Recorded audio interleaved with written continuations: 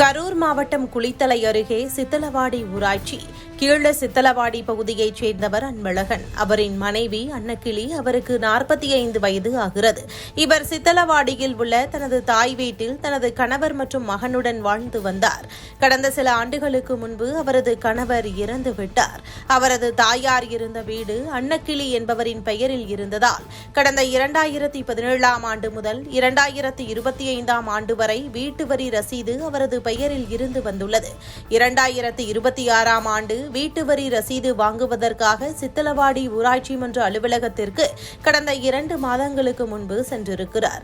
அப்போது தேர்தல் நடைபெறும் சமயமாக இருந்ததால் தற்போது ஊராட்சி பணிகள் எதுவும் மேற்கொள்ளப்படவில்லை.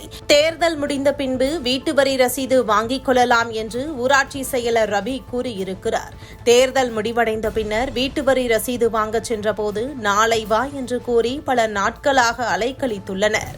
இந்நிலையில் கடந்த வெள்ளிக்கிழமையன்று ஊராட்சி மன்ற அலுவலகத்தில் வீட்டு வரி ரசீது கேட்க சென்றபோது நீ அடிக்கடி வந்து தொல்லை பண்ற, அதிகமா பேசுற என கூறி வாயினை டேப்பினால் சுற்றி நீ எங்க வேணா போய் என்ன வேணா புகார் பண்ணிக்கோ என யாருமே ஒன்னும் செய்ய முடியாது என அதிகாரத்திமிருடன் கூறியுள்ளார்.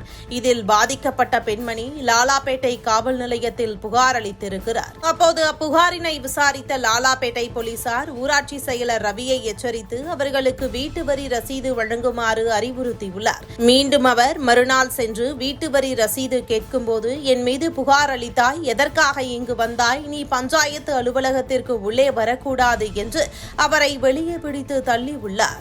சித்தலவாடி ஊராட்சி பகுதியில் பொதுமக்களின் கோரிக்கை மற்றும் புகார்களை தெரிவிக்கும் போது அவர்களை ஊராட்சி செயலர் ரவி ஒருமையில் பேசி வருகிறார். மேலும் யாராலும் என்னை ஒன்றும் செய்ய முடியாது என்ற ஆணவத்துடன் இருந்து வருகிறார். இதுகுறித்து அவரை தொலைபேசியில் தொடர்பு கொள்ள முயன்றபோது அவர் தொலைபேசியை எடுக்கவில்லை. எனவே தமிழ்நாடு அரசு மற்றும் மாவட்ட நிர்வாகம் உரிய நடவடிக்கை மேற்கொண்டு ஊராட்சி செயலர் ரவி மீது துறை ரீதியான நடவடிக்கை எடுக்க வேண்டும் என பாதிக்கப்பட்ட பெண்மணி மற்றும் சித்தலவாடி ஊராட்சி பொதுமக்கள் பலரும் கோரிக்கை விடுத்துள்ளனர்.